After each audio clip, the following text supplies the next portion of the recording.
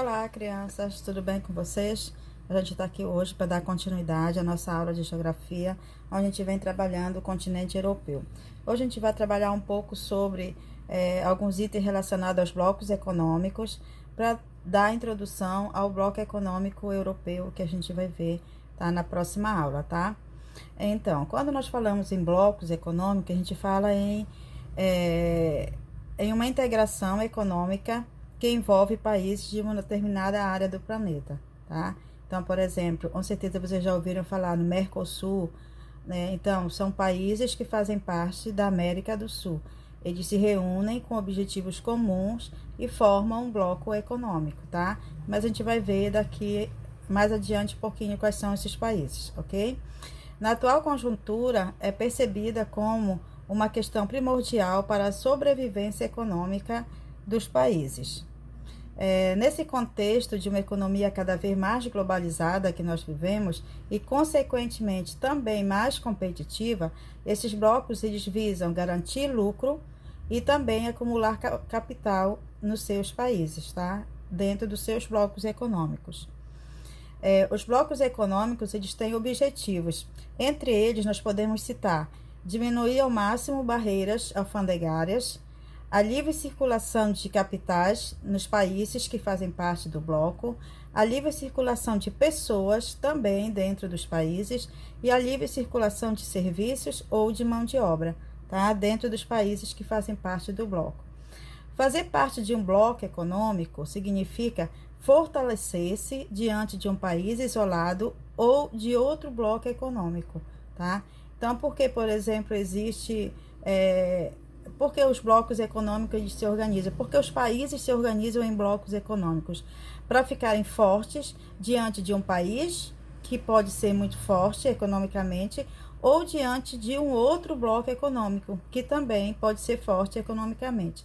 Então, é isso que faz com que surja, por isso que faz com que um bloco econômico exista, ok? Os blocos econômicos, eles podem ser de vários tipos, de várias maneiras. Existe aqueles de zona de livre comércio, existe a união aduaneira e existe o mercado comum, que é a união monetária. Quando nós falamos em zona de livre comércio, a gente está falando são aqueles blocos que priorizam a gradativa liberalização do fluxo de mercadorias, do fluxo de capitais dentro do limite do bloco, tá? São aqueles que utilizam a mesma tarifa interna comum e são aqueles que possuem uma redução ou eliminação das taxas alfandegárias. Então, esses três itens aí, eles estão relacionados à zona de livre comércio. Como existe também a zona da união aduaneira, que, considerando o estágio avançado da zona de livre comércio, pois além da circulação de mercadorias e de capitais, utiliza a mesma tarifa interna comum e também padronizam as tarifas externas comuns, tá? Dentro do seu conjunto de países, né? Dentro dos seus blocos. Nós temos também o que nós chamamos de mercado comum. Esse estágio, né, ele está mais elevado se nós compararmos à união aduaneira, pois utiliza as mesmas políticas econômicas adicionadas, busca padronizar a legislação econômica, a formatação fiscal, as leis trabalhistas, as leis ambientais, a livre circulação de pessoas e também a adoção da mesma moeda dentro dos seus países que fazem parte do mesmo bloco. Aí vocês têm o exemplo de um dos blocos do nosso espaço mundial.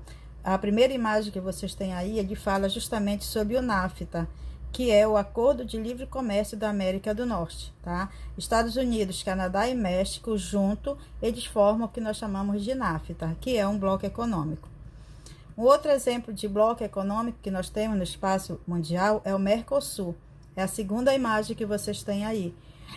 Os países membros são Brasil, Uruguai, Paraguai, Argentina e Venezuela, que vocês podem ver na segunda paisagem que vocês têm aí, tá? O que nós chamamos de Mercosul, Mercado Comum do Sul. É um outro bloco econômico. Aí vocês têm o mapa tá? Do Mercosul, os países que fazem parte do Mercosul. É a terceira imagem que vocês têm aí na aula de vocês, tá? E logo depois nós temos o que nós chamamos de União Europeia, tá? Essas duas imagens que vocês vão ter aí, logo depois, fazem parte dos países que compõem a União Europeia, tá? Tá citado aí todos os países que compõem a União Europeia. A União Europeia surge em 1957 e, primeiramente, ela é denominada de Comunidade Econômica Europeia ou Mercado Comum Europeu, tá?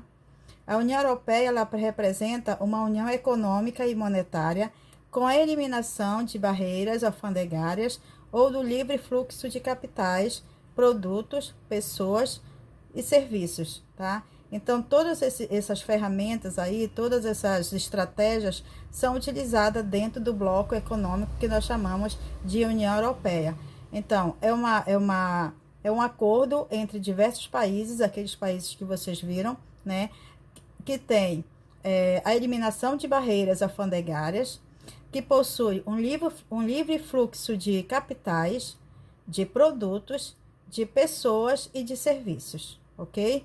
Então, aí nós podemos observar como quando se originou, né, a União Europeia. A gente vai estudar um pouco mais desse assunto na próxima aula, mas só para citar que nós temos outros blocos econômicos no espaço mundial, né?